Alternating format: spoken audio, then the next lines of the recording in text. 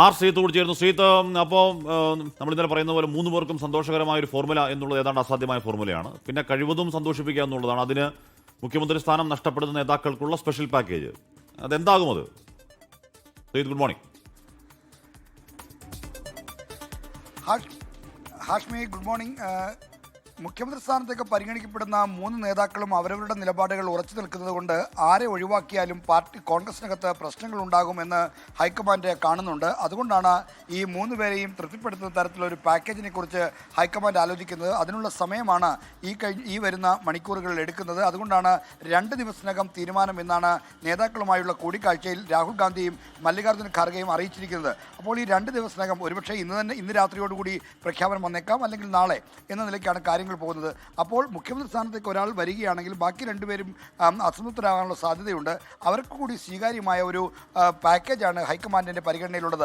അതിൽ വകുപ്പ് വിഭജന സമയത്ത് പ്രധാനപ്പെട്ട പോർട്ട്ഫോളിയോകൾ, പ്രധാനപ്പെട്ട വകുപ്പുകൾ നൽകുക, ഒപ്പം തന്നെ പാർട്ടി പദവികളിലേക്ക് കൂടി പരിഗണിക്കുക തുടങ്ങിയ പലവിധ ഫോർമുലകളാണ് ഇപ്പോൾ പലവിധ ഒത്തുതീർപ്പ് ഫോർമുലകളാണ് ഹൈക്കമാൻഡ് പരിഗണനയിലുള്ളതെന്നാണ് നമുക്ക് ലഭിക്കുന്ന സൂചന. എന്തായാലും മുഖ്യമന്ത്രി സ്ഥാനത്തേക്ക് ഒരാളെ നിയമിച്ചാലും, നേരത്തെ ഇപ്പോൾ നിങ്ങൾ സംസാരിച്ചുകൊണ്ടിരുന്ന വിഷയം വീതം വെപ്പിനോട് വി ഡി സതീശനടക്കമുള്ള ആർക്കും യോജിപ്പില്ല എന്നതാണ് വസ്തുത. അതായത് 2.5 കൊല്ലം ഒരാൾ, 2.5 കൊല്ലം മറ്റൊരാൾ എന്ന നിലയിലുള്ള വീതം വെപ്പിനോട് വി ഡി സതീശനടക്കമുള്ള ആളുകൾക്ക് യോജിപ്പില്ല.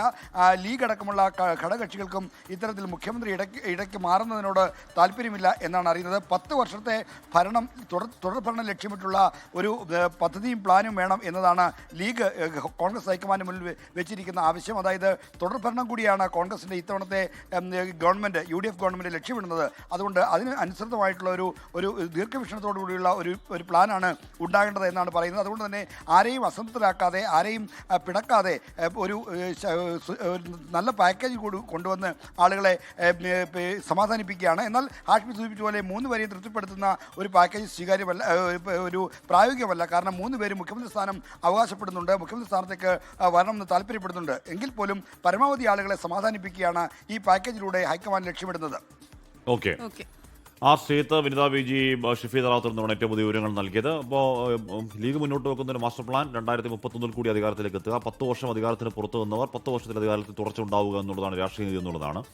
ഐഡിയലി പറയാൻ നല്ലതൊക്കെയാണ്. പക്ഷേ ഇവിടെ വലിയ വിജയമുണ്ടായി 7ാം ദിവസവും മുഖ്യമന്ത്രി ആരെ എന്ന കാര്യത്തിൽ തർക്കവും പ്രശ്നവും ഒക്കെ നടക്കുന്ന ഒരു സംവിധാനത്തിൽ അങ്ങനെയൊക്കെ നമുക്ക് ഐഡിയലി പറയാമെന്നല്ലാതെ വരുന്ന 5 വർഷത്തേക്കുള്ള അതിന്റെ ഒരു സൂചനയാണ് ഈ കാണുന്നതാണ് ഇപ്പൊ തന്നെ ജനങ്ങൾ പറയുന്നത്. മാത്രമല്ല ഈ പല വകുപ്പുകളുണ്ടല്ലോ, അപ്പൊ ഈ മുഖ്യമന്ത്രി എന്ന് കേൾക്കുമ്പോൾ അതിനോടുള്ള ഈ മുഖ്യമന്ത്രി എല്ലാ വകുപ്പിനും ഒപ്പം മുഖ്യ ആരോഗ്യമന്ത്രി, മുഖ്യ ധനമന്ത്രി, മുഖ്യ വിദ്യാഭ്യാസ മന്ത്രി എന്ന് കൊടുത്തു കഴിഞ്ഞു കഴിഞ്ഞാൽ പ്രശ്നം സോൾവ് ആയില്ലേ. പിന്നെ മുഖ്യമന്ത്രി എന്ന് പറയുമ്പോൾ ഒരു മുഖ്യമന്ത്രി എന്നത്. അപ്പോൾ ഇനി മുഖ്യമന്ത്രി കഴിഞ്ഞിട്ട് ഇനി മന്ത്രിമാരുടെ അടുത്ത് വരികയാണ്.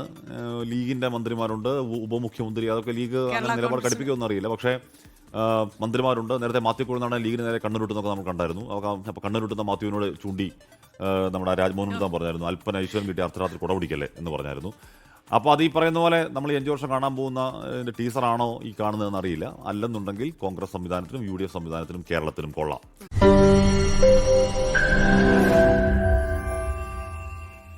ലോകത്തെവിടെയായാലും ഏത് സമയത്തും 24 വാർത്തകളും ഓഗ്മെന്റഡ് റിയാലിറ്റി പാക്കേജുകളും എക്സ്പ്ലെയിനറുകളും വിശദമായി കാണാൻ ഞങ്ങളുടെ YouTube ചാനൽ നിങ്ങൾക്ക് സബ്സ്ക്രൈബ് ചെയ്യാം.